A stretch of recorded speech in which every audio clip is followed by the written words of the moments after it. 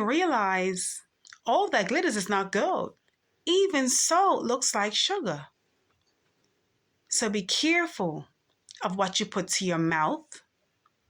Be careful of what you put around your neck.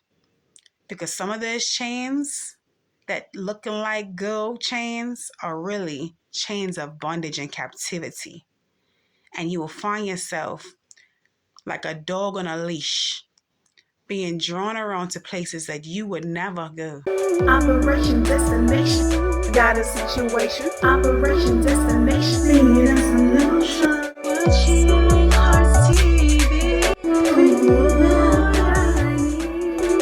Operation Destination. Got a situation. Operation Destination. Need a solution. Lord, I need you. Be careful, very, very careful. Vet the stuff that your children are watching. Vet the stuff that they're listening to. This stuff is carrying demonic spirits.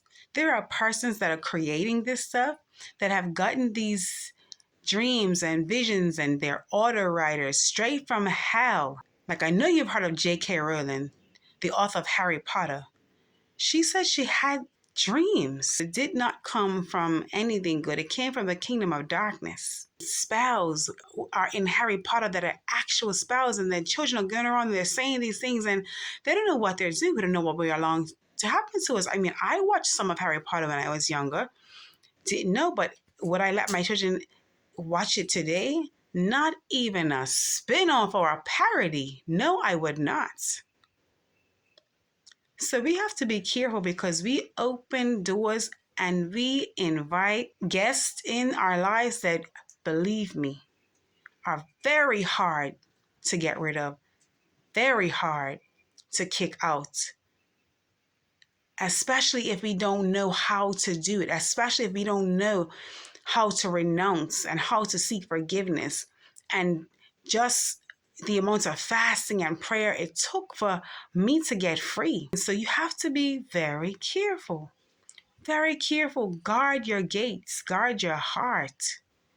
Guard your eyes, your ears. Guard your lips. Guard everything. Guard your soul. Your soul is your mind, your will, and your emotions. And if you let the enemy take over your soul, you no longer can think for yourself. You start doing all sorts of reprobate things that you would never do if you were in your right mind. Have you ever seen some news headlines and people have done some awful things like raping babies and killing some people in some ways, and people are doing all sorts of madness in the world today? Man, I don't even want to look at the news because it's like, yo, are you possessed? Yes, they are possessed because they've allowed or they've been opened doors. Some doors have been opened in their lives some way, somehow, and demons have taken them over. I've heard stories of people, even people that have been in these Jesuit orders, been super soldiers, people in the Freemason orders, these things that they have done in these orders, right? When they come out and they get delivered, they condemn themselves for so long because they didn't know who they were then, but when they begin to know who they are and they think about the things they had to do, go and sleep on graves, dig and uproot skulls from the ground, drink blood, kill people, like these things that people are doing, eating body parts, right? It's a possession. It's a demonic possession. It's not the mind of Christ. We were made in the image and likeness of God. This is not what God intended for us. And then our soul, again, the mind, the will, and the emotions, your will. The enemy takes over your will. The things that Paul said in the Bible, the things that I want to do, I don't do. The things that I don't want to do, I do. And he was talking about sin. That's the will aspect. Listen, this is serious. Life is spiritual. The Bible says to be filled with the Holy Spirit rather than intoxicating drink.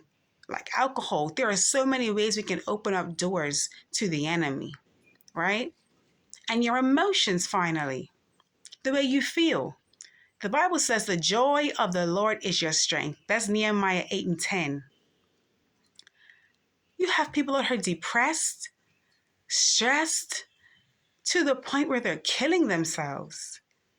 That's another demon, suicide.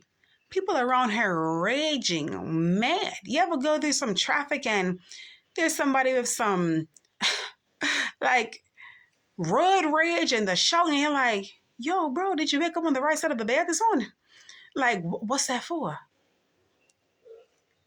The joy of the Lord is our strength. You see, when you don't live in joy, the enemy knows how to capture you in anger, in sadness, in sorrow. And that's when you become weak. Because if the joy is your strength, your weakness is what? Not having joy, not having peace. I've seen so many millionaires that were in, Hollywood and the music industry, movie industry, and some people are so depressed and stressed. They come out sometimes and they're crying and they're like, this is happening to me, this happens. But on the outside, looking in, we think they're living the life by their Instagram and the Facebook posts. It's like, oh, they're living the life. Until one day they have a breakdown and you hear they're in rehab or they're shaving their head bald or you hear, they've killed themselves. And you realize all that glitters is not gold. Even salt looks like sugar. So be careful of what you put to your mouth. Be careful of what you put around your neck. Because some of those chains that looking like gold chains are really chains of bondage and captivity. And you will find yourself like a dog on a leash, being drawn around to places that you would never go on your own. Seek God now while he can be found. This world is so open with this deceit and open with the sin and open. There is nothing being hidden anymore. When we thought we were watching Little Mermaid living under the sea, we never knew back then that there was a real life marine kingdom. And a lot of the games I see now, Fish Kingdom, and there's these sharks and these, especially these ads you see popping up on your YouTube, these shark fangs and shark teeth, and these they tell you play these games. They just need a minute. They just need a couple of seconds for you to engage, so that they can engage you. They just want to entertain you, so they can come and entertain you. I mean, when I see some of these games that are advertised, because I don't play games, I know this is just something, we will not be doing that in my house. As for me and my house, we will serve the Lord. But you on YouTube and even on another app or something that you're actually doing something good and you see some ad pop up for a game and you could actually engage in it for a few seconds. Or you're shooting some whole heap of beasts and stuff, and it's just crazy what they're trying to do to us. And so be very vigilant. Be very aware. Open your eyes. There was a man in the Bible, and he was blind. And when Jesus touched him the first time, he said, what do you see? He said, I see man tall like trees. Jesus touched him again. He said, what do you see now? And then he, acknowledged that he saw regularly. But this is a man that had never seen before. What God did for him first was the best thing that he could have ever did for anyone. He opened his spiritual eyes. He was seeing the angels. He was probably seeing some demons too. He was seeing the spiritual realm. If you've ever seen an angel, if you've ever seen a demon, they are tall like trees, for real. They are not like us. Even though they can take on our form at times or possess people, right? Well, the demons possess people, but the angels can take on human form. However, he opened up his natural eyes after, because guess what? He did not want this man to be blind again. And you know what he told him? Do not go back into the village. He said, go home the other way. The village had him in bondage. I don't know what was going on in that village, but Jesus told him if he, basically what I gathered, if you go back there, you may just be captured and be blinded again. You don't want to be physically nor spiritually blind. Open your eyes.